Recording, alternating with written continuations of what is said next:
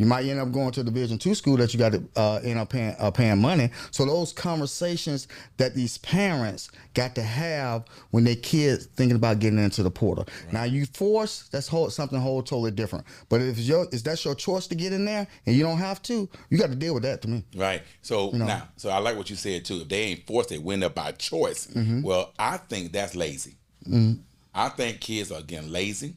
I think a lot of them are they quitting too fast. They moving. I love that song. You know, she's a runner, she's a rock star. Well, they are running. They're an athlete, but they running to the next route. They running too much, right?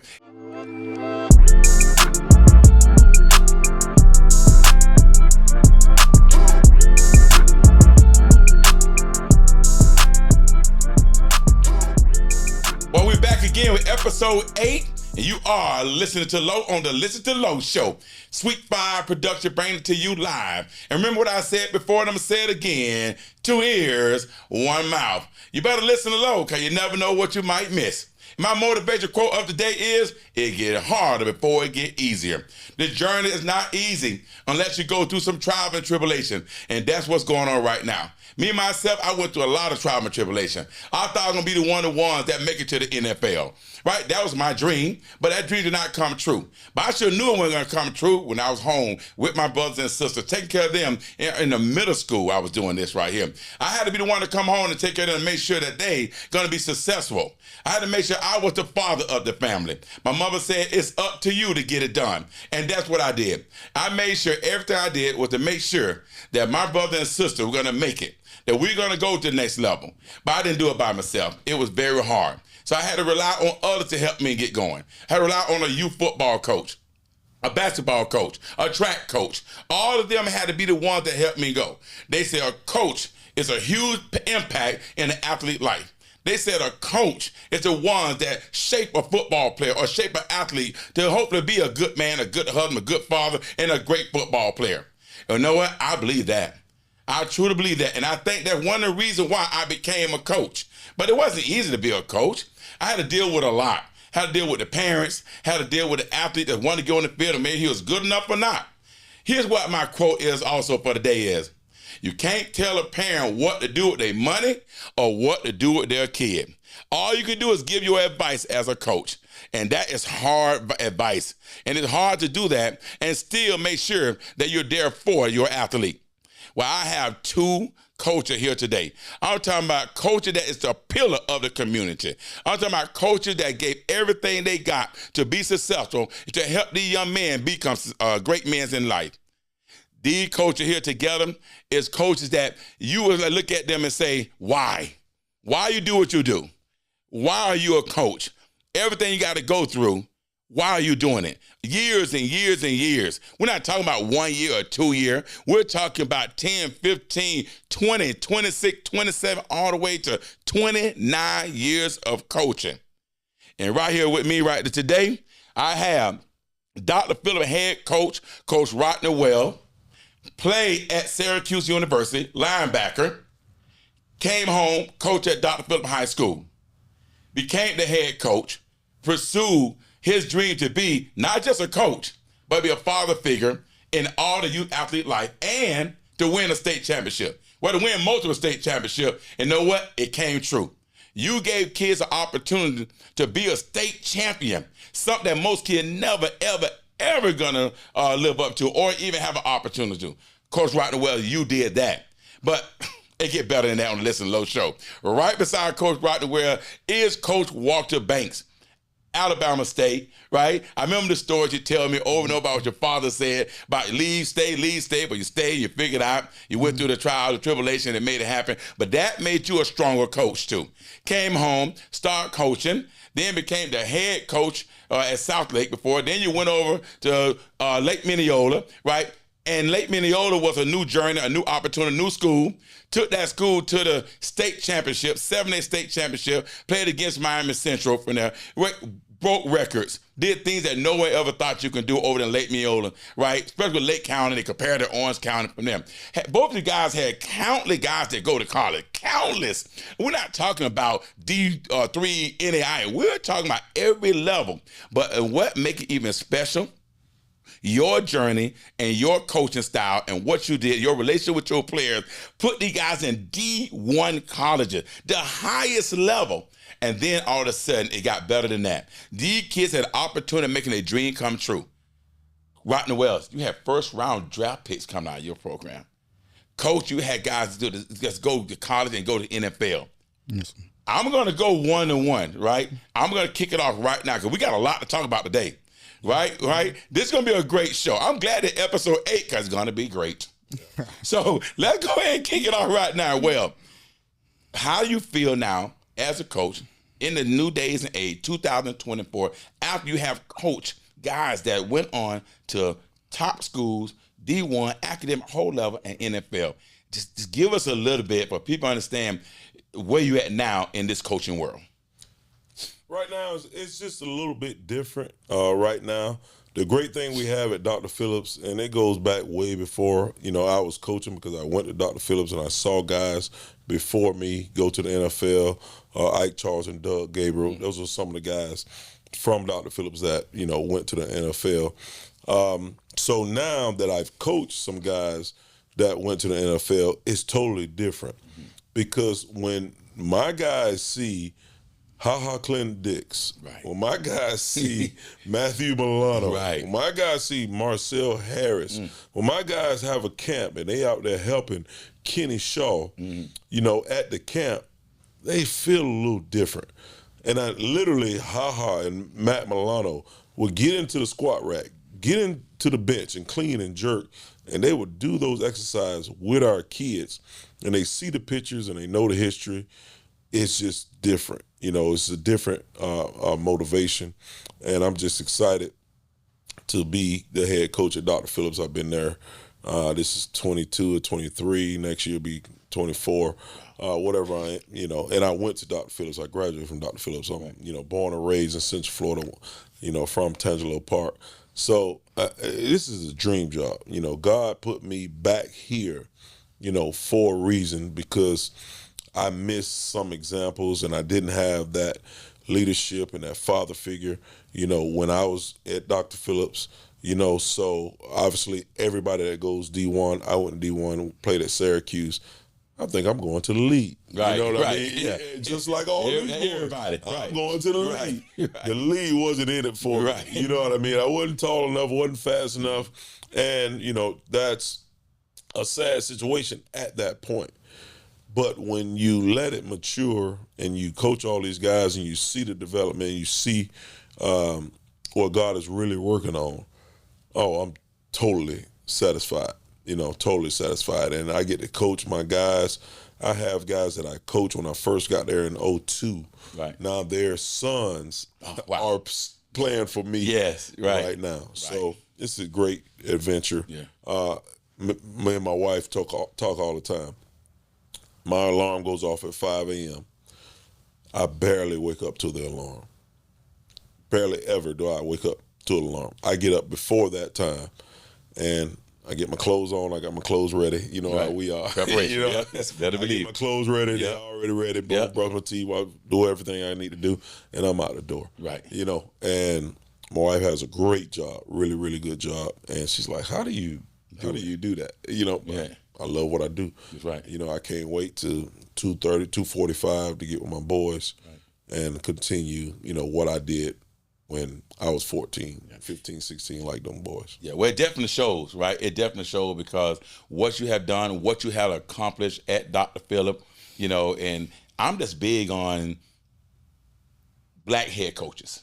I'm big on that.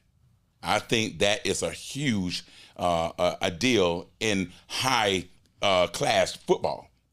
We're not talking about, I'm not even comparing it to a Bethune-Cookman FAMU, then you have Alabama, and they say, okay, just send them on down there, right? We're talking about high-level football in the larger class of football as a black head coach doing a lot of great things, right? Making strides. I call it making history, right? But it was even make it better. Not one black head coach, there's two. So now we got Walter Banks right here, Walter, and same journey. Right, and it's amazing. It seems like everything Wells said, I guarantee you something gonna match. Why? Because we're happy what we do. We got the passion what we do. We love what we do. So tell me what make you get up at the time in the morning. Now, I don't know about that getting up at no 5 o'clock in the morning, 4:30. I'm still hitting the snooze button. Bang, bang, bang, bang, bang. I'm just showing that. Yeah. I don't know about all that. See, no Panthers get up early, boy. Right. Hey, them Hawks wait till they swoop in on you. Exactly. So tell me your story, your journey. Give us some information that can help. It's the biggest thing is just the why that I do it is, and the why is to develop young men. All right, like Coach said, a lot of people don't have a father figure or have a great mentor in their life. A lot of kids want discipline, but they don't know, nobody's giving them discipline. All right, and my biggest thing I try to tell kids: get the discipline from your parents, get your discipline from me, instead of getting your discipline from jail. That's because somebody's going to give you doggone discipline, stuff like that. So my goal is, from Montgomery, Alabama, being an at-risk kid, and to be honest with you, and I tell this story to everybody, being an at-risk kid, nobody thought I would amount to anything, so I got with the teachers and the coaches at my high school and changed my whole course of life. And I think that's been my calling, to get kids, not just at-risk kids, get kids, period. Because at this day and age, kids need all type of help they can get. Right. And in an avenue, man, coach, with sports, they're just doing something that we love.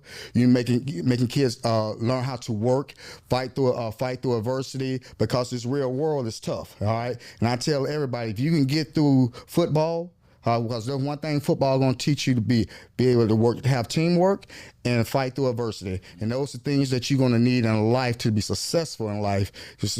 And even when you're successful, you still going to have life knock you down. So, but you need that intangible to continue to push that football bring to you. Exactly. I remember one time I was talking to you, I asked you, why do kids... You make sure you send your kids to my program, right? I asked Coach Well the same thing. Why you send kids to my program, at work, right? Because you want them to have the same thing when they go out there and train. The same grind mentality, the same hard work, the same discipline. So when they come back, they don't slack off, right? They on point every single time. And I'm big on substance, all right? And that's why I always send my kids to you, because they're going to get something out of it. You got a lot of, training going on that is just, be honest with you, they just trying to make $1. Right. You know what I'm saying? To me, you don't do that, all right? You're instilling the same values that Coach and myself are putting in. That's why I love to send my kids to you, because, you're an extension of us. Right. All right, you're not gonna worry about being a prima donna, or whatever, being soft. Hey, if you don't work hard, man, go sit down. And that's how the coach and I tell them also. Exactly. All right, because like I said, you got to have that discipline and fight through all those tough times in life. Exactly.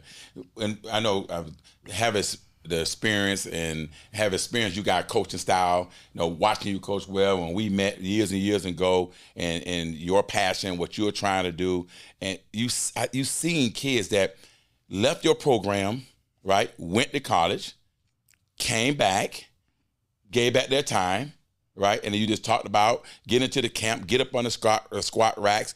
Why? Why do they do that? They don't have to. Why do they do that? What do you call and say, hey, you need to come back and work with the kids? Or they just do it on their own? I'm just curious, because nowadays, once they go, they're like, okay, kids don't got a little selfish. Yep. Why they come back? Well, what we create is the atmosphere. And when I got the job, my sister, who I call my sister, she's not my real sister, but it was Miss Dorsett. Mm-hmm. And we were on the phone, and when I got the job, I remember like yesterday, I was in South Florida, and I talked to her and the principal, and they kind of made it official. And she was like, all right, bro, what are we gonna do? What's gonna be our crying call? And I'm like, I don't know. She's like, well, you got to think of it. I said, it's going to be me. I've been me forever, and I'm going to be me. She said, okay, what's that? I'm like, it's faith, it's family, it's education, and it's football. Right. And it's in that order. So everything we go about is faith, family, education, football. And it's about relationships. So I don't talk about football first. And this is with the coaches and the players. And if anybody knows me, I'm very particular about the coaches that I bring in. You don't see me bringing in anybody around my boys. Right. That is my high school. I went to that high school, graduated from that high school. So I don't do drama, you know. So if it doesn't align with faith, education, family, and football, it's not me, and that coach is not for me. That's fine. We've had a lot of kids transfer out, not for the program, not for what we believe in. So at the end of the day, our boys, when they leave, they feel that family atmosphere. Gotcha. And I've heard many other places, you know, not to name any names, and you've seen it. You've seen how we've been in practice on Thursday on Thanksgiving. We got 50, 60 guys that graduated DP back there, that's back eating watching, turkey. Eating with us. We eat after practice, and they're there just supporting the young kid, and the support just builds and builds and builds. And when you got a young guy who might be in 10th, maybe 11th, maybe in 9th grade, who's up on varsity or got moved up from JV, and he sees that, why is this guy who's successful, why is this guy who graduated 3, 4, 5, 6, 10 years ago, why he coming back? You know? So the best thing is always example. You know, these young kids see the example, and it just keeps the tradition going. Exactly. And Coach, I know you heard Coach Wells say relationship. And that's one thing I love about the Listen to Low show, because it's talking about the future of our youth kid. Coach relationship, trainer relationship, you know, that husband, you know, mindset, that father mindset, that coach mindset. When you think relationship, I say, okay, I look at it and say, Coach Banks, relationship, what you got to say? Tough times. Tough time. And that's what you're going to have in a relationship. You're going to have your ups, and you're going to have your downs, so you better be prepared for it. And that's what you teach if you want to have a relationship. And I think a lot of people forget that part. They just want that good part. All right, you have to train your mind and your body for everything. All right, good or bad, and that's something I do with football. We practice every bad situation just like we practice every good situation. So when you're in a relationship, you're not going to see eye to eye. As a player to a coach, player to player, spouse to spouse. All right, so you better pay attention to those type of details if you want it to work. Exactly. You know? Well, and I like what you said right there too. Tough time, hard time, right? And like I just said with the quote, it get harder before it get easier. So now it's time to dive in it. Let's go ahead and get in it. Well, I just want the people to know who you guys are. The ones that don't know, they see it. They're on the internet. They see everything. But who is Coach Bank, head coach at Dr. Phillip? At Lake Minneota, or Coach Wells, the head coach, right? You know, I know, Coach, there's some things that changed for you after 29 years. Or, hey, you know, after a while, I mean, one day we got to worry about us, you know. If bitch going to come to the same time here, you know, one day somebody's got to take it on and move on and do, hopefully continue what you have built at Dr. Phillip, and hopefully continue what you have built at Lake Minneota. But relationships, hard times. Let's put them two words together. Hard times, relationship, college athletes, high school athletes, going to college, all of a sudden, something new hit. The transfer portal. Boy, it just don't shook the world. It's like an earthquake, a hurricane, a tsunami, all at one time. Bang! There it is. Everything that we preach, everything that we tell them, be a student athlete. Get your academic, get your grade. Be committed. Coach Darlington, another great coach, said, when you commit to a school, you don't flirt with another one, right? It's like cheating on your wife. That's why the divorce rate is so high. That's crazy. That what always told me. Now that right there, you can take that quote there and just slam it in the ground now, because now everybody flirting, everybody moving from the coaches to the player, and it's hard. So the relationship is hard. So if you guys don't have that relationship with them athletes, when they leave, they in trouble if they can't come back to you. Because we already seen that now when the portal has dropped. As head coaches, what's your opinion on the portal? Banks, I'm going to start with you on this one.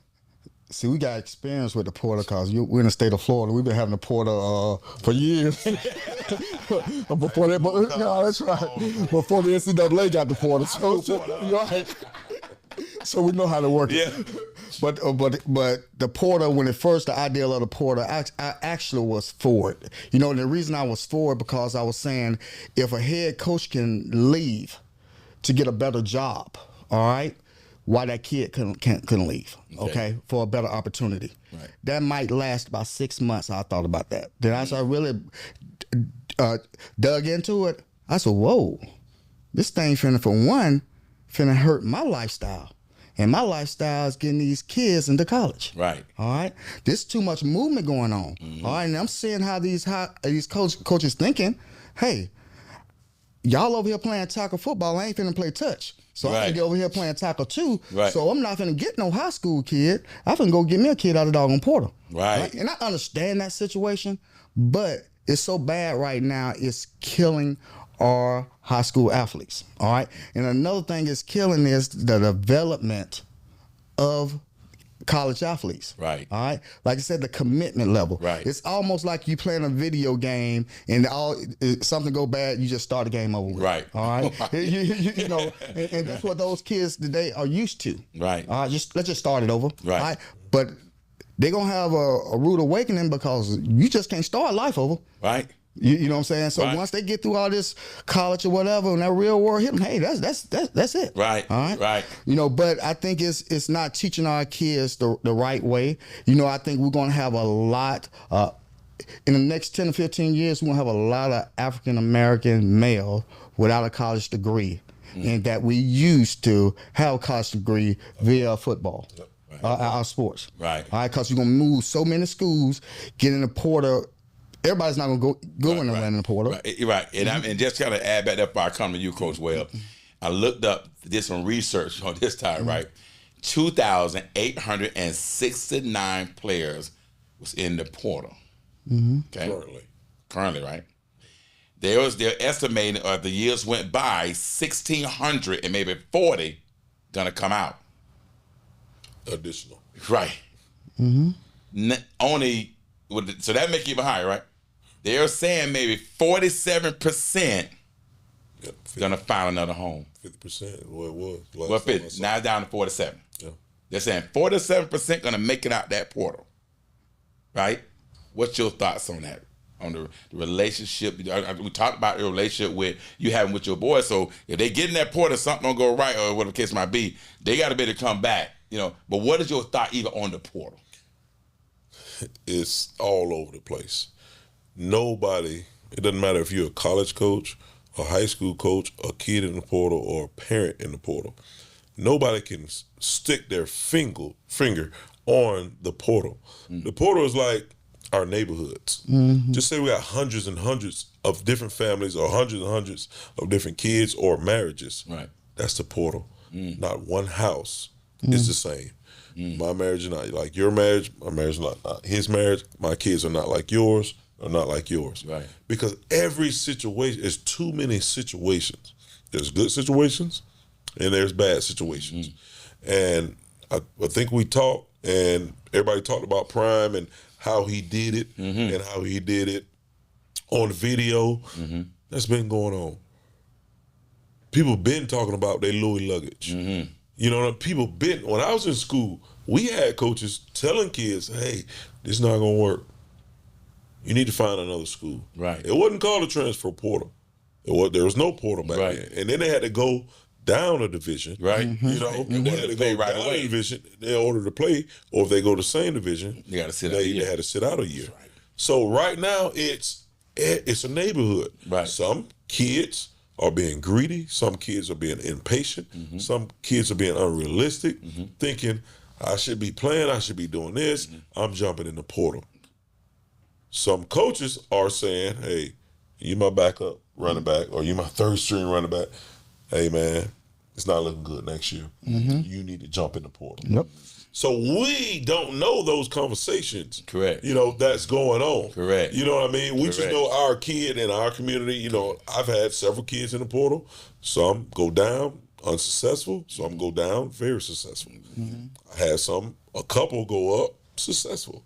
A couple go up not successful. So every situation is totally different. Correct. So to try to put our hand on it, I'm with Coach Banks. My biggest thing, being a young black male without a father in my home, I'd never seen a degree in my home from Tangelo. Mom didn't have it. I didn't know my father. I didn't know my grandma. I'd never seen a college diploma from where I'm from. Right. That's why I do what I do.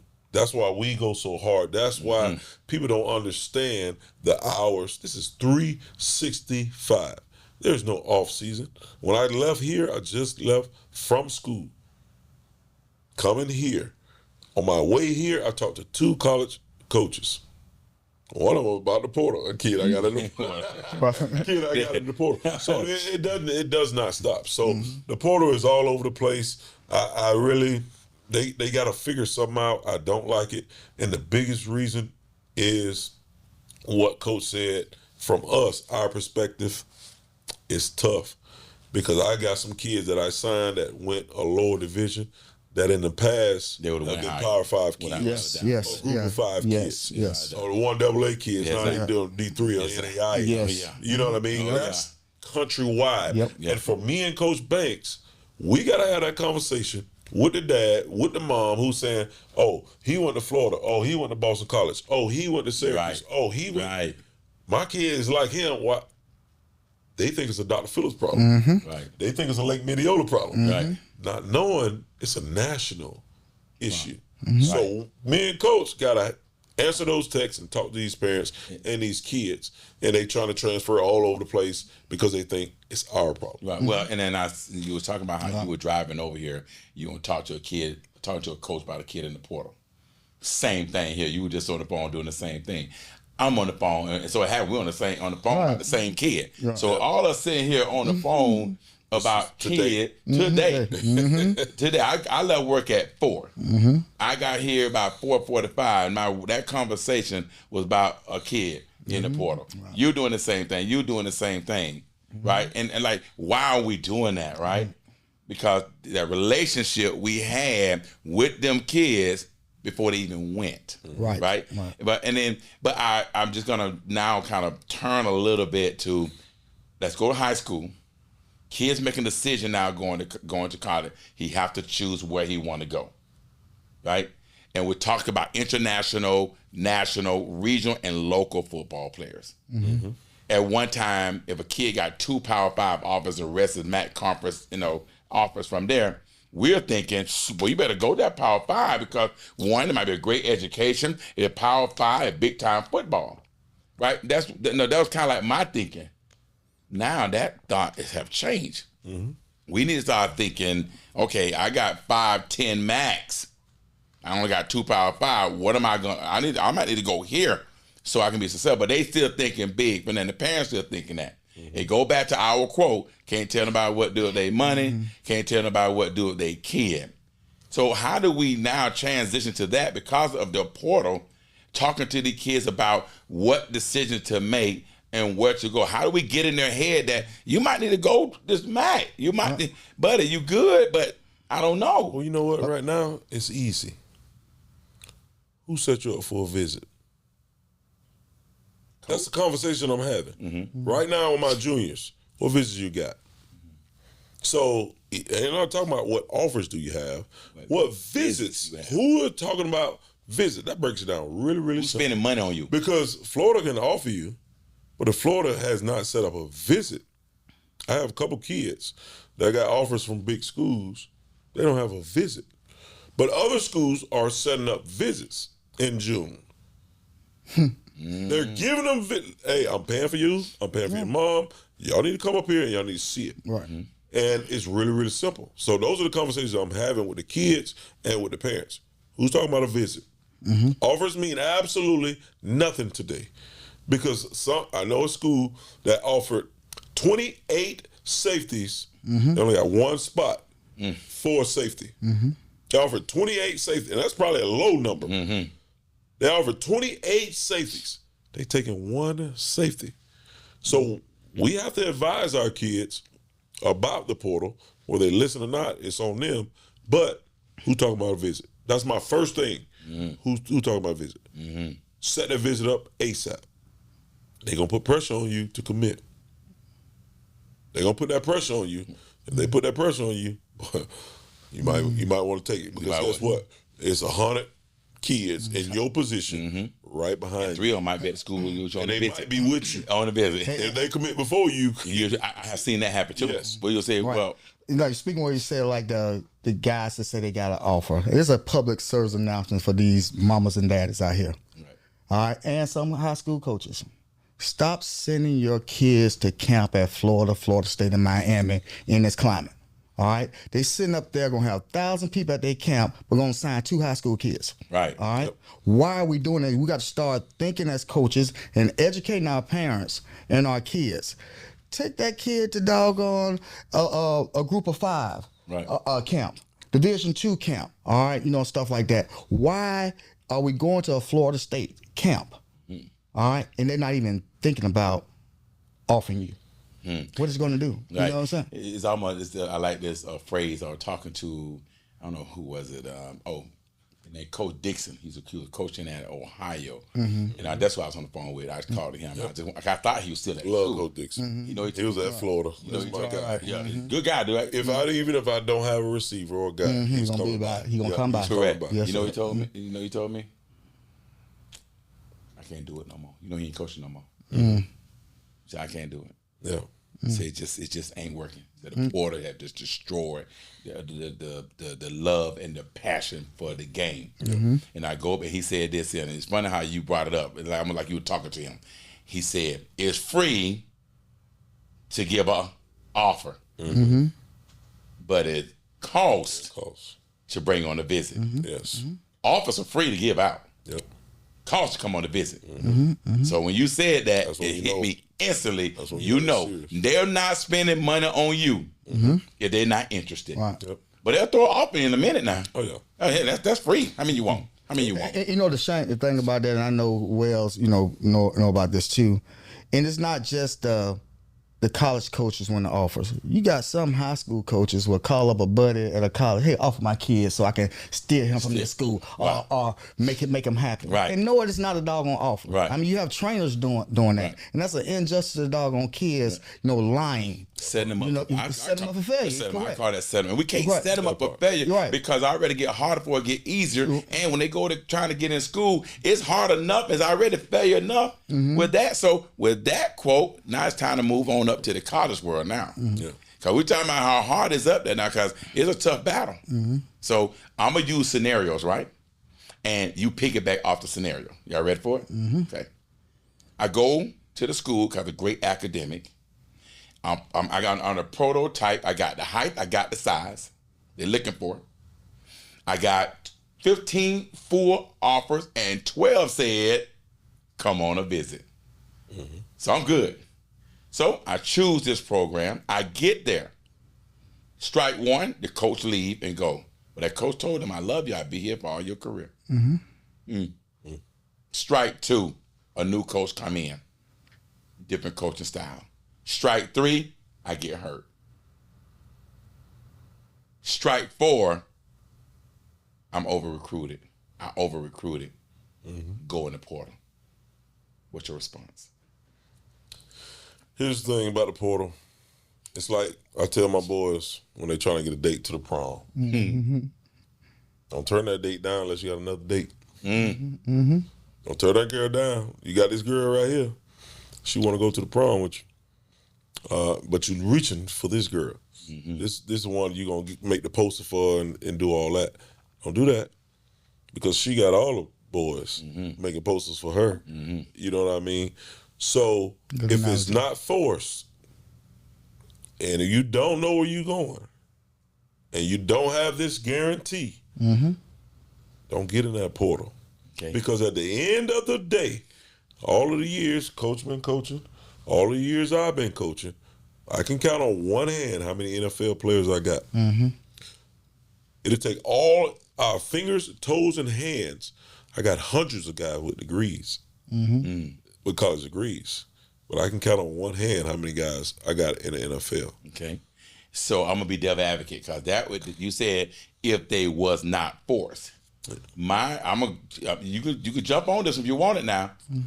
What if they was forced in that portal And is that even right to force a kid, say, you need to go in the portal because we over recruited, you need to go in this portal? And that's the ugly side That's of the it. side people don't talk about. And That's the side people got mad at Prime about. Correct. All right, and because it gets to the point when you're paying these coaches so much money and their expectation is high, all right, and you're hurt or you don't fit their system, hey, they got to feed their family too. I ain't saying it's right, because I think all of it is wrong. All right, but they're looking at, hey, let me go in this portal and get somebody that fits my defense or my offense. All right, Gotcha. so I can get my next contract. Gotcha. All right, because, and it goes back to what you said earlier.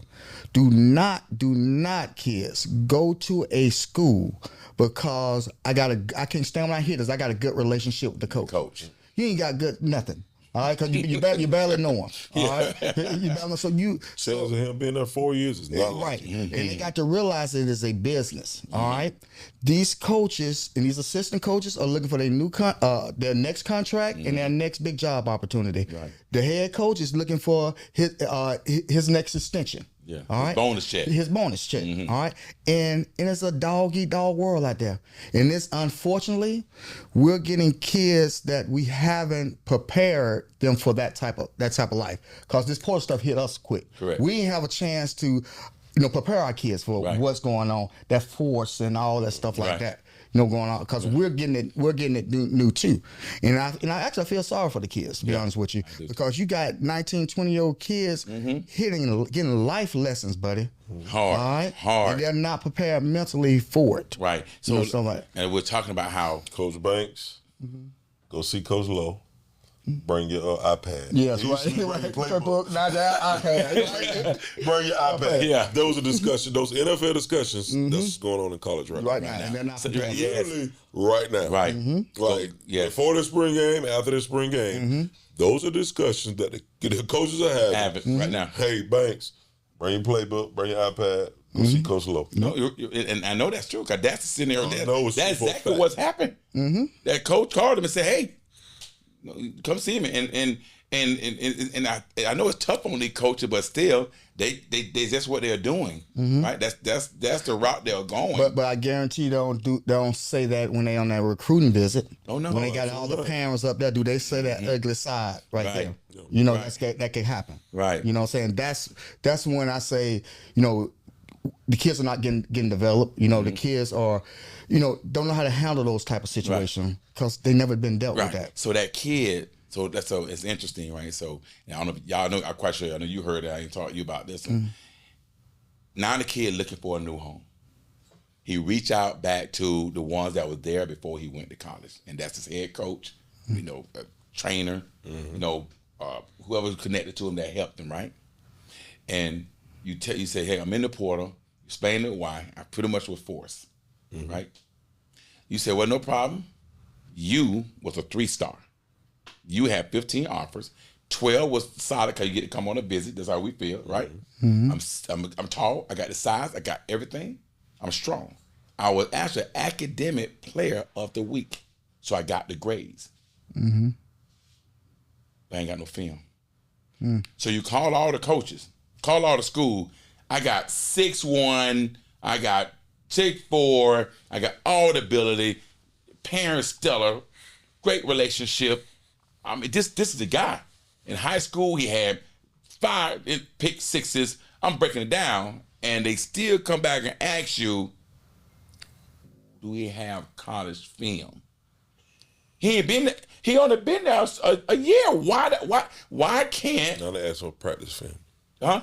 Now they want practice film. Now they want practice. They want practice. From college.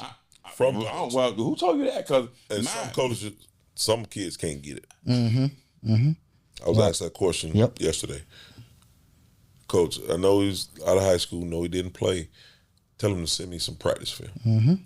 I did have one. I think we did have of the one. scrimmage. One practice. But you got to look at it. And Coach told me this a couple years ago. He said, Coach,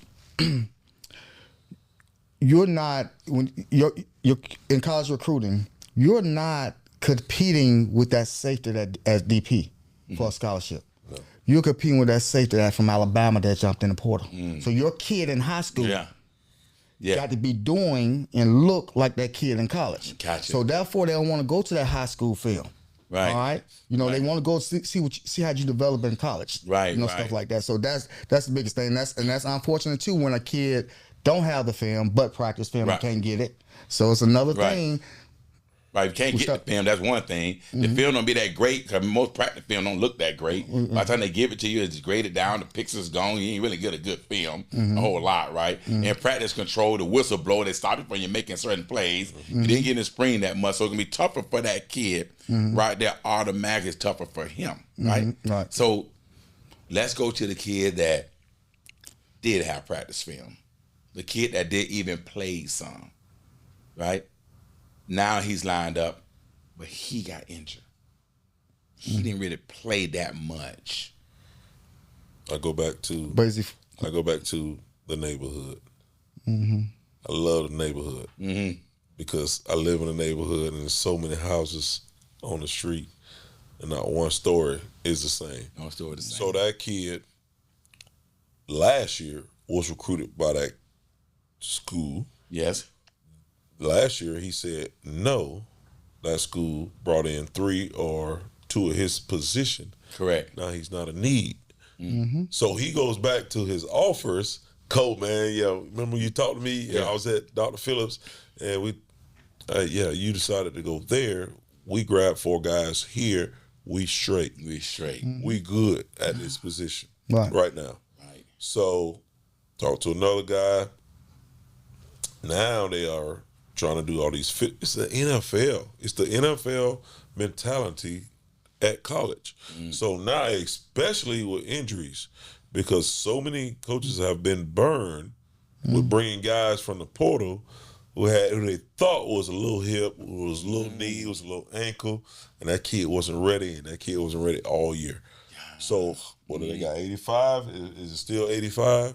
One of the 85 is gone. Some of them 2, 3, or 4. Gone. 85 of it is gone. That kid's not ready because he's not 100%. Right. You know what I mean? So they're having these tough conversations, with these kids. And they have no these parents. patience. Oh, it's microwave. No patience. The kids are microwave. The parents are microwave. The college coaches are microwave. It's a microwave. He talked about it with the pressure. You know the pressure, Prime, or the pressure the guy at Alabama. If the guy at Alabama, this guy just got the job. I talked to HaHa a couple weeks ago. He loves him.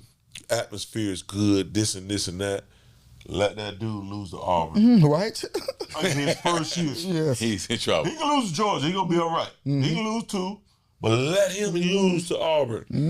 Guess what? The grumblings. Then I told HaHa, the atmosphere changes real quick when things get real tight. You know what I mean? So the expectation from the top is unrealistic, and it goes all the way to the player. You know what I mean? Because you can't develop anymore. I don't have time to, this kid, I'm going to get him. He's 6'1", he's a corner. But in 2 years, he's going to be a dog. I don't have 2 years. No, don't have 2 years. Well, we need you right now. It's the now mentality. I don't have 2 years. The now mentality. And how many high schoolers are ready to play day one again in college? Not many. Not many. Especially nowadays. And you even got, 32 5-stars? Right. Go back to last year and see how many 32 5-stars was a starter on a college team. What about the 5-star that went to Colorado? That part. That guy. He was that dude. I watched him play 707. Like, this guy, he is out of this world. This guy was jumping over people like crazy. One hand, snagging them. What they call it? What is it? Beckham? Oh, Beckham. I mean, I'm like, this. Is that his cousin? He was killing it. Got to Colorado. He got to adapt to the system, but he a 5-star. He didn't adapt well. What Prime was saying, he didn't adapt well. And you know who I fought on all that? His family, for one, and every handler he had, every high school coach he had, because you can tell, and I know who we're talking about. That kid had no discipline, never instilled into him. Right. All right. So when you can't be bad. It just don't work. You can't be bad in something that's good. Right. You know what I'm saying? The ugliness is gonna come out. Right. All right. Right. So it's not a prime thing why the kid ain't there. No, it's a mean thing from him. Right. Right, because I want to change that around now because we've been talking about how the kids in the portal, how the coaches do this and the coach do that. Now I want to flip it a little bit right with the kids now because, like you said, he's 5-star, he's that guy. But if he went in that way, all of a sudden, if he want to go in the portal, because Prime said he's not doing A, B, C, then he always been that way. Thank you. But now, so if he always been that way, because I got another athlete I know that's identical, and I told this kid, do not go to this school. He said, why, coach? I got everything. He went anyway. I said, don't go to that school. You're not ready. I tried to tell him. Yep. Now I'm going to that school. I said, he'll be in the portal in a year. Sure enough, he was in the portal. Called me. I said, this is the school you need to go to. He said, why go to this school, coach? I said, if you go here, they can kiss your butt. See, you got to go to the school that's going to allow you to be bad, character, fail a drug test, don't go to class, get somebody to do the work for you. There's schools out there that'll do it for a power 5. I mean, a 4-star or 5-star. I said, you can't go to this school over here. They ain't having it. They don't went to power 5. They don't went to the a bigger conference. You can't go there. Oh, no, coach, I'm ready. He go there. Can't get it already. Ain't been there a semester. I'm going to call like it is. In the portal again. I called the coach. I said, what's going on? He can't get out his own way. And I called him. I say, didn't I tell you? I had to. He said, you tried to tell me. I said, listen, if you ain't going to change that way, then you got to go where you can be who you are. It's that simple. Now you're in a portal. Now you're stuck. And those places ain't no more low. Huh? It's those places you're talking about? I don't know, man. Come on now. No, there's guys. No. And them guys out there, again, they failing drug tests. They doing this. They doing everything wrong. I take him. Come on now. And it's all about. They're still taking them. I have a quick story about that. It's all about the talent level. Because if you got Michael Jordan or LeBron James, I'm straight. Hey, you know what I'm saying? He made a mistake. Yeah, that dude. I have a story about that personally with myself, and this was years ago, and I'm not gonna say his name here, but I'm gonna dig into Dr. Phillips. So I go down, and we only had one guy in the weight room. You know, transition, the bell rings. Only one PE coach can be down there. All the other coaches wrapping up the classes, coming from their real job, whatever. I got to go do bus duty. We go down to the weight room. You see white all over the place. Somebody had let off the fire extinguisher. Right. And I was already on one. I was already feeling some type of way. So I say, we ain't going nowhere until I figure out who let this fire extinguisher off. Right. I say, Coach, when we figure it out, he done. Right. Take his crap, turn it in, you done. Right. I said, who did it? I mean, it was a quiet 2-3 minutes. Right. I say, fellas, I'm telling y'all, we won't play Friday. I need to know who did this fire extinguisher. Right. Kid right in front of me. I say this, he was my best player. In the 2016 championship, we lost 14-10. My best player played both ways. That's a clue. Yeah, we know. He said, Coach, it was me. I'm like, oh shit. I said, oh my God, what you gonna do now? I said, hey, what you gonna do now? Go in my office. My office is right. My weight room, the weight room right here. Office right there. I'm like, go in my office. I'm like, dang, I gotta say that. I said, listen, man, you did some stupid crap, this and that. You gotta clean up, you gotta clean this up. You gonna clean up the rest of the year. Right. Get your ass in practice. Hey, if that was somebody I thought it was, my second, third string DB, yeah. Turn your stuff in. Yeah. They got that 2.1. Right. Hey, bro, turn your stuff in. You done. You can't play for me. I got standards. Listen, I'm sorry. Everybody has that. Everybody have it. Everybody have it. I don't care who you are. Nick Saban got it. Everybody have it. Everybody have it. On every single level. And piggyback, it was a funny story. We were in the playoffs, and our kicker, he didn't get the ball to the end zone. All right, and shoot, I think they got on the ball on the 40. So our D coordinator, kicker run off the field. The D coordinator gets in his face, rips him. I already know. The dude, the player said, well, you effing kicked in. Right. Like that. So I heard it. So I'm running to it. Then I realized that's the only kick I got on the team. You can't do no kick, squeak, kick, or nothing. We're gonna figure that out later. Yeah. See me after the game. Oh my God! But you know what? But it's serious though. Oh, it's serious though. It's everywhere you go when you see all that there too. But I tell you this is so.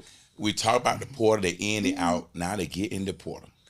Now I'm gonna roll to the guys that get in, don't have film. Now they got to go to a lower level. Guys who went to a Power 5 school now got to go to a lower level school. They got to be humble, Yes. be willing to go down there, right? But what just happened was when you went to D2, you know what just happened? Your parents' pockets just just open up. Now, sometimes they can find money for them guys. Yep. But if you ain't that Power 5, you come from a MAC and you go in the port and you get D2, you got to pay a little money. Now that financial aid you was giving or the little stipend you might have been getting or maybe a little NIL you was getting, that's gone. Mm-hmm. Now you down to D2 school and they call your parents and say, hey, do y'all get financial aid? Mm-hmm. If the parents say yes, that's gone. If the parents say no, you don't get financial aid, okay, no problem. You got the money, you're going to pay $4,000, $5,000. Mm-hmm. So now you telling me, because of the portal, parents have to now start preparing to pay for college when they ain't paid for a whole year. Because kids go in the portal for 1 year, and they getting out of there. These kids go 1 year, I'm in the portal. Mm-hmm. Your thoughts on that right there, because it's finna tear the household up now, financial. Now we just put stress all over again with the kind of recruiting process. And that's something, and let's go back to what Coach Wells was talking about. Is it force or is a choice? Now, if he's choosing, all right, to get in that portal, that's that conversation you got to have with that parent, because those things going to have to happen. All right, he might got to go Division II. You got to pay some money, but those conversations is not being had either. No, because right. These kids and these parents, the lack of knowledge, think, "Oh, I'm going to portal. I'm going to Florida." No, right. It ain't gonna happen like that. All right, you might end up going to a Division II school that you got to end up paying money. So those conversations that these parents got to have when their kids thinking about getting into the portal. Right. Now you force, that's something totally different. But if that's your choice to get in there and you don't have to, you got to deal with that. To me, right. So now, so I like what you said too. If they ain't forced, they win up by choice. Mm-hmm. Well, I think that's lazy. Mm-hmm. I think kids are getting lazy. I think a lot of them are they quitting too fast. They moving. I love that song. You know, she's a runner, she's a rock star. Well, they're running, they're an athlete, but they running to the next route. They running too much, right? And then what scared me is because no question. Yeah, I'm sorry, cut you off, but I had to say, tell me why you think they won't be lazy? Everything since they was little kids been given to them. Give it to them. All right, from their parents, from the school. All right, everything. You give it to them. So why we think these kids gonna get to college and not be lazy? Yeah, but you having parents cook food for dinner for high school kids, and take it to their room. Take it to their room. So you think that kid gonna all of a sudden not be lazy? Yeah. We're tricking ourselves, dog. This started way before they get to college. Right, and now when they get to college, they run. Mm-hmm. Now I tell you, if they running in high school, they're lazy in high school, then they still work out on the field. They do their part. They got side. They go to school. They go to college. Now as soon as things get tough, they want to run. So now all that gonna do is trigger down to their job. You get a job, things don't go right. I'm gonna run. Mm-hmm. Right? Relationship, things ain't go right. I'm gonna run. Mm-hmm. We creating runners. Now they're gonna be a professional runner. Mm-hmm. Right? They're amazing now because they know how to run from spot to spot to spot to spot.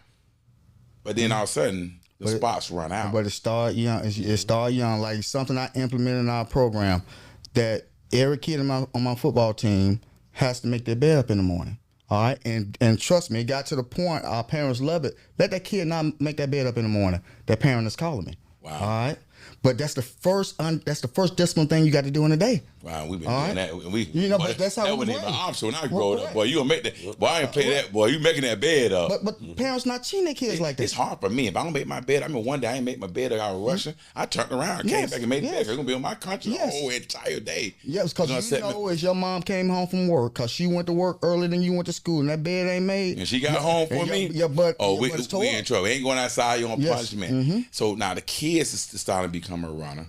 But let's talk about the coaches now, because the recruiting process don't change. I think I got to call them out. I think the coaches getting a little lazy with it too.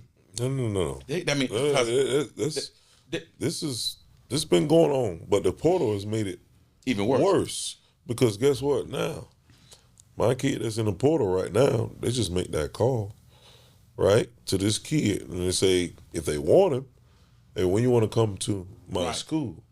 So now, I mean, it's just full circle. A lot of these coaches, especially lower level coaches, are getting some really, really good players. now. Yeah. So I used to see Carson Newman all the time, and Right. and Right, Akron, right, uh-huh. and at Townsend, and all those guys were staples at my school. Now They just sit there and wait. they just sitting there. They wait on that this day. dude, all right, he from Bama, he from South Florida, he from here. Let me see which one I can get. Let me see. Somebody's gonna fall. Somebody's gonna fall. So financially, it's a burden on some parents, but on the coaches and the schools, it's better. Wow. Because all I gotta do is sit here. I got a whole team. They got more people than this in this room right now working on NIL. Right. Well, and it's interesting too. I was talking to one of my buddies. He said it used to be where the area coach come in and recruit, not anymore. No. Let me see my position guy. I see my position. So you mean now y'all don't have a relationship that much because a different guy coming. Now maybe a small school might send that guy for the area, but the bigger school now they seem like they're not doing it. They're sitting back like, hey, they got a linebacker down there, go get him. Yep. Hey, what's our linebacker down? No, we want you to come down. Yep. Right. You the one that we have a relationship with. And I was going to pick about when we were talking about the guy from Colorado, and I think it's laziness because you're getting a lot of players like that because you got coaches, and I say them right in front of their face. Stop recruiting off social media. All right. If they sit up there and go to Coach Wells' office Who offered and talk about that kid, for one, he's a guy of integrity. He ain't finna send this kid or lie about this kid, say he a great kid, a disciplined kid, and to the school and no, he's not. Right. All right. But if they don't come and talk to us like they used to. Yep. Get relationship with us, get relationship with the guidance counselor, even the principal, whatever. They don't do it anymore. So they're getting, but you know who they try to get a relationship with because it's easier? Trainers and 707 coaches. Right. All right? Right. That's what they try to get a relationship Right. with. Right. All right? And so now they're getting athletes that is not mentally or physically tough to do that. And we would tell them. Yep. You know, I- this kid is struggling at a high school practice. It is no way he's going to mess with a college practice. Exactly. And it's so funny because though I like the relationship I try to have, don't be locked into one school, locked in for multiple head coaches. We have a relationship with the head coaches, bring the head coach like you got. We work together in camps, training, whatever. And I make sure, first thing I do, right, and I talk to a coach, what you get a screenshot. This is what the coach just said, right? Hey, you got a cornerback. Hey, well, what about this guy? Hey, what about this guy? I remember we were talking about a guy who was at Nebraska one time. Somebody called me about him. That relationship there, what made us being able to help the kids even more. And then that's why, because they're going to know what I'm going to say, you're going to say. But I'm going to make sure I call you first before anything. I mean, you got one of your guys in the portal right now. First time I ask you, he's in the portal? Why he's in the portal? What he's doing? You know, what's his plan? I ask you first, right, to have that relationship. And then I tell you another thing we have to start doing, because everything we've been talking about has been on point. I mean, I'm hoping that everybody that watched this show listen what we're saying, understand the process, what they need to do now, how they need to pursue the recruiting, relationship they need to have, right? Because here's what's starting to happen. Mental. The mental side is coming. Yes. You got coaches in the war room fighting over what kid they're going to get in because they're afraid they're going to lose their job. They stressed. The war room used to be like, let's get this guy, let's get this guy. Now it's like, let's get my guy, get my guy, get my guy. Yep. I had a guy, a coach I called the other day, say, hey, I got a kid that you guys probably going to take right now. He coming from Power 5. He would be the man at your school. Why? Because y'all don't have a guy like him.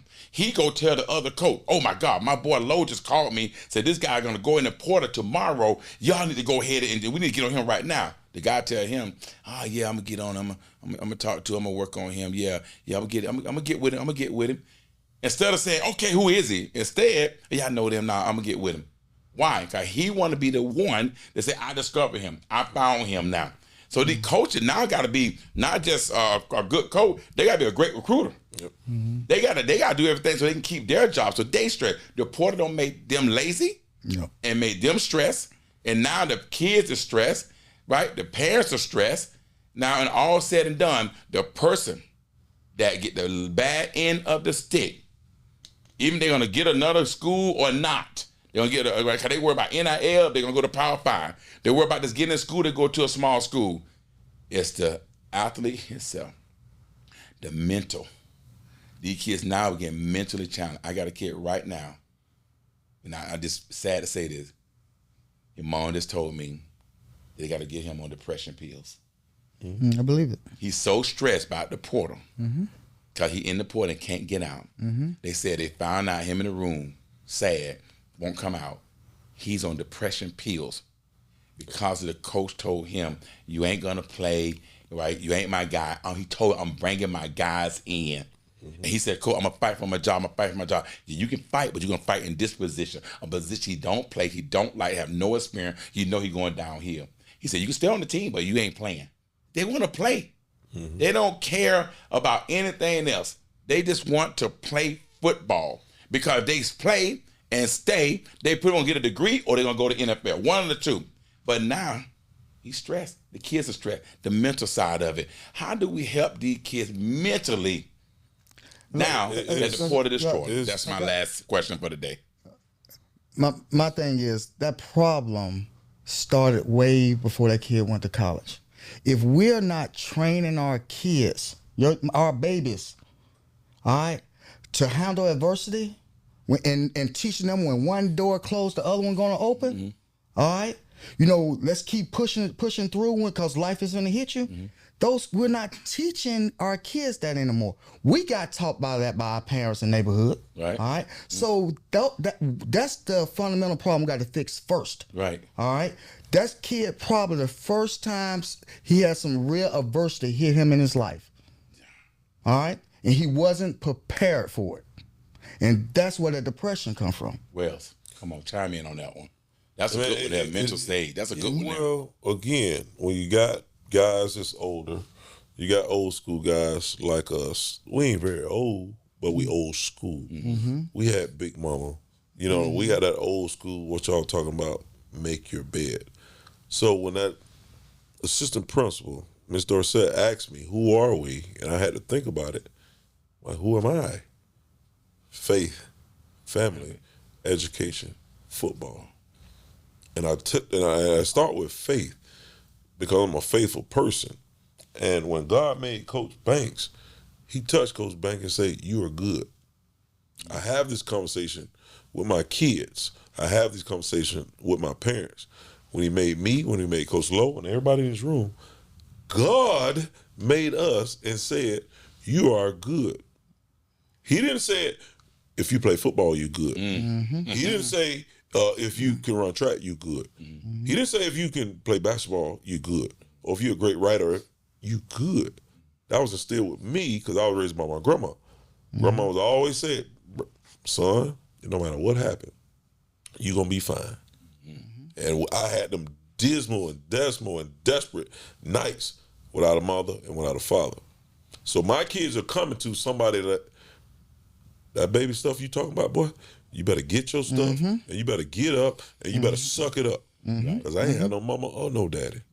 I had rats and roaches. I can relate to that one there. You know what I'm saying? To a certain degree, that's where we come from. Right. I had the government cheese that you got. Yeah, it was so good too. I had the food I'm going to tell you, it was good. I had the food stamps.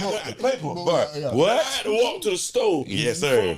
So that's where I'm coming from. That's still in me. And that's what I teach my kids. Bro, if you don't get no scholarship, and I tell them about me and my situation, guess what? If I would have got hurt, or if I wasn't a good football player, guess what God put me? In Tangelo Park. Guess what Tangelo Park got? A Rosen Scholarship. So I'm going to school regardless. Right. You know what I'm saying? I'm going to school. It don't matter what happened. So that's why I get faith, family, which is the people you live with. You know what I'm saying? And when you instill that into them, and they hear that, you know, for 4 years, it doesn't work on everybody. Nothing works on everybody. The military, nothing works on everybody. Right.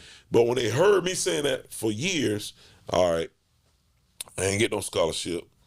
All right, I'm feeling depressed. I'm feeling this certain type of way. Man, coach told me something gonna happen, and it's gonna work out. Exactly. And these are the things that I have to do. So when they come in at 14 and, you know what I'm saying, ninth grade, and they hear that and they hear that and they hear that, that's why we are so important. Because basically coaches raised me. I saw a family, a functional family from the coaches, the Pop Warner coaches that I had. Right. 2 of them lived in Tangelo. And I go to his house and I see mama cooking, coach doing this, coach got the boys over there, boys in the back playing. Right. I didn't see that at my house. You know what I'm saying? So God put me where I am just so I can show the boys, bro, my situation bad, your situation is bad, but you can get out of it. Yeah. And you don't need football. Right. You know what I'm saying? You need an education.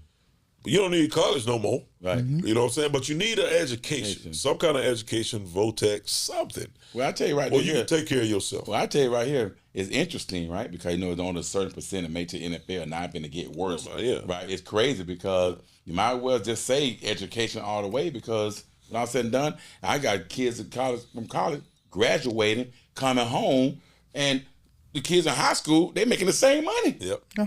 Because they're giving them jobs and stuff that don't even have a relevancy. I mean, it got credibility and they got, you know, I got a degree. But this guy, I mean, I'm at Westgate Resort 20 years, and they coming in from UCL. I got 4 boys came in from UCL With degrees. with college degree, and they're not making more money than some guy that have diplomas, high school diploma right today. They had to go start doing sales because they felt bad. Let me go do something I can make more money than a guy with a high school diploma. Check this out, Lo. The guy I coached, okay, he goes to be a manager at racetrack. He's making $75,000 a year. And do we make that as educators? No, right. Yep. Exactly. And so he got no degree. That's right. We got 2. Right. You know? Right. It's like a racetrack manager making $75,000. And I think that's the route we got to start telling our athletes that, hey, if this route don't work, don't get depressed. Because, you know, the mental side and the parents need to start recognizing that, because if these kids are in that portal and they'll come out after that semester, it's a funnel. It starts funneling down, not funneling up. So it starts funneling down. Yeah. Now more coming in, and more coming in, and you're going down and down. Yes. Now I got a guy with even more experience in that portal, and you didn't play that semester. You didn't play that year. So now, okay, where I'm at now, right? I didn't get in a smaller school, or I couldn't pay to get in a Division II. My mom just don't have the money. So now that costs money. Now, hey, I'm gonna call it right here on the TV. 2 years ago, I had a kid ND2 calling me, Coach, can you call fam? Can you call Bethune? I'm finna get in the portal. I said, hold on, whoa. Do you understand the opportunity you had coming out of high school? Do you understand fam Bethune is higher than where you are? Right. And this is a lot of these kids that don't understand the caliber of football, that don't understand you had a D2. And now you're saying you want to go up, and you didn't dominate that? And it's a lot of people that's really unrealistic like Here's that. a question I want to ask both of y'all since we're on this topic. We're talking about the depression, all right? How much can we say social media part of that? A lot. A lot. What? You know why? Because who gonna get an offer without saying bless the receiver? Bless the receiver. Yeah. Like, Right. I know you're I'm blessed. Bless the Now receiver. they're kicking you out of school. Now you got, that's where the depression comes Right. from. Absolutely. Right. I was blessed. And you just waiting, and that anxiety is building. I got kids on my team right now with no offers. That anxiety cold when I'm gonna get an offer. When they gonna look? Yeah, right. Because you know what? They just want to say bless the Blessed it receiver. on. Now that's a big relief. Yeah. They feel Ooh, I better. got my first They one. they Thank become you. a better player. Yeah. Their confidence become better. Their mental health become better just because they got the tweet Let's receive. And, Right. and that's a shame. Remember when we were growing up, we said money used to be the root of all evil. No. Now it's attention, brother. No. Well, I don't even say the money be the root. The love of money. Yeah. But I'm saying, you know how Yeah, it we was, just say it right, different though. But right, But I exactly. think the root of all evil now is attention. It's attention. You know, I gotta have all that attention. Put that attention on me. gotta be on I social want it. media. Yeah. And it's interesting, right? So now you got all the attention. Everything's going. Some of them get into school. Some don't get in school. Some go in the portal. Some get out. Some got to stay in. Right? But it just drive me nuts that 6161, 180, 180, right? 15 offer, 15 offer. Power 5. Get hurt, didn't play. Played, started some game. He go in the portal. He got 8 Power 5 offer. He go in the portal. Boy, we hope we get it to D2. Hope we get in military, right? Then he go in the portal, gets nothing. Now, he get out of the school, can't pay for school, got to look for a job. Mental starts setting in. Now, here come Wells. Here come Banks. Hey, maybe come coach with me. Let's try to help you find a job. Okay, now McDonald's, Burger King, Walmart just became popular. Even more stress now. I'm in Walmart working. Here come my friend who just came from college. Well, I'm better than. And that's a real He thing. got a better chance. Mental don't set in once again. It don't set in again. Now you're saying, well, maybe I can go to the military. Yeah. Now the military become popular now again. Back in the day, they say you go to college, you go to military. Military becoming popular, but I really want to do military, right? I don't know if that's the route I want to go because you're so lazy. Your mama making your food for you. Your parents didn't recognize what they was doing. They can't work hard enough. But now my boy, Tavion, he'll tell you, I'm going to call it right on the Listen to Low show. Boy, he got the toughest love in the world. He surely told me, Daddy, if you weren't tough on me, and I didn't do that burn, baby, burn training, there's no way I became the number one, I don't know what we call the name, for a military, in the platoon. He was number one in the platoon because the tough love, the tough work, and the hard work we gave him. But it was up to just a parent, a mom, somebody else, single mom, they never would have made it through. So that's out the question. Now I'm back home with my mom, right? She downsized from a 3-bedroom to 2-bedroom so she can save money. Right? Because she's already trying to make it happen, taking already camps and all that. Now the kid's home, all because they allowed the portal to open. Now I'm saying it's all wrong because some people did do great. Some guy went from one place to another place, got more money, right? Right? But majority of them did not. The percentage that was successful in the portal is way lower than the percentage that wasn't successful in a sense. They still in there. They still waiting. They're hoping and praying. Our youth kids and our athletes. And I'm going to keep it to football player, and a lot of them black football player because that was our way out. The way out for a black athlete was to play football. You know, all kinds of going through it, but majority of us got we the best athlete when it comes down to it. Let's just keep it real. You look at a football game, look at University of Michigan. Up north, a school like that, they're a prestigious school, 22 players, 21 were black. I just keep it real. But guess what? The other 22 that was on that bench is in the portal. They're putting 30, 40, 50. They in the portal every school. Every day I see somebody in the portal from these schools. Every day. People, I'm like, how did he get in that portal? He's in the portal. He's in the portal. It's shocking. And Central Florida is going through it right now because some of the best are in the portal. And so this is a word to all the high school coaches. They hearing it right here on Listen to Low. They're listening to Coach Rodney Well, they're listening to Coach Walter Banks, and they need to hear what we're saying, take heed of, and listen to it and apply. Because you ain't been in the game 5 years. You've been in this thing for 22, 29 years of coaching. And if they can't listen to that and take heed of that, then I don't know what to tell them. But with that being said, man, we can sit here and talk for another hour. There's so much more I can talk about. I hope I hit everything, right? But you can't. We can't. You can't. Surface. We'll be all day. We can start talking about so much. It's just a little bit. But this is enough, right? Because I want to leave you with this right here. Every time there's a recruiting seminar, no parents show up. Every time there's a coaching clinic, no coach about to show up. Every time the Nike come in, them coaches come in, you speaking, Tyron, I've seen people speaking. A lot of coaches didn't go. The one that have a big impact is the youth football coaches. They never went to coach the clinic. UCF, Gus Mazzone, and Kenny Martin invited me to come to the coaching clinic and bring all the youth kids, all the youth coaches in Central Florida. And show up. 15 showed up. Let me put this on our level. Because we are expected to make magic, the high school coaches. But when you do a fundraiser, when it's time to raise some money, who won't raise no money? Right. You know, or it's when it's time to feed kids, or when it's time to go pick up pizzas. When it's time to do something for the program, or do something for the coaches, or do something for the kids, it's always the ones that's been talking, or always the ones that want the ball, or it's always the one, usually the ones with the loud mouth. Right. They've done nothing. Nothing. All of us do the same fundraisers. We do the vertical raise, we do the cars, we do all this. And it's the ones, bro, you raised $30. Yeah. Right. I got this kid over here on JV who might never play varsity ever in his life. He raised $800 because he put, I told him to get 20 emails, he put 30. Right. Because he cares about it. All you care about is what I can get.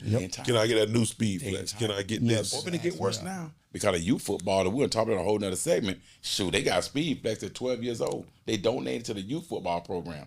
And here it is, right? You ain't got to pay to play in high school. Buy your pride pack and you good. And youth sport, you pay $300 to play. You get up and take a 6-year-old over to Indianapolis to play a football game, and they got on speed flex helmet. That is the craziest thing on earth. They already set them up for faith. We got to make a change. We got to make a change. I hope people listen to head coaches that made a change, that made a difference, that put hundreds of guys in D1 or D2 or D3 in college, period. Guys with college scholarship, guys that went to NFL, first round draft pick, and all is said and done from there. So, guys, once again, you will listen to Low episode 8. We tell you about 2 ears and 1 mouth, and I hope you heard a lot. I hope you heard from the head coach of Dr. Phillip, high school state champion Rodney Wells. Hope you heard from the coach at Lake Minneota. He was a head coach, now has retired after 29 years of giving his time. They didn't give their time for the money, because you know and I know Orange County don't pay money to head coach or assistant coaches. That's why they do it for the passion. Here's what they say. You can't be a head coach unless you have the passion for the game. You got to put the passion before the money. But what's going to make you satisfied as a head coach?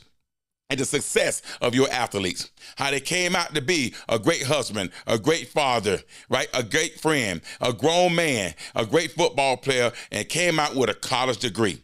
It's all said and done. That's what it's all about. We talk about the portal. We talk about NIL. We talk about everything you need to take heed of. These coaches drop nuggets. They gave you the knowledge. They gave you information. And I hope you will listen with 2 ears and 1 mouth. And once again, I'm Coach Lowe. You will listen to Lowe on the Listen to Lowe show, Sweet Fire Production. Make sure you like us, make sure you subscribe, and make sure you share our YouTube page at Camp King, K on the camp, 1-2. See you next week.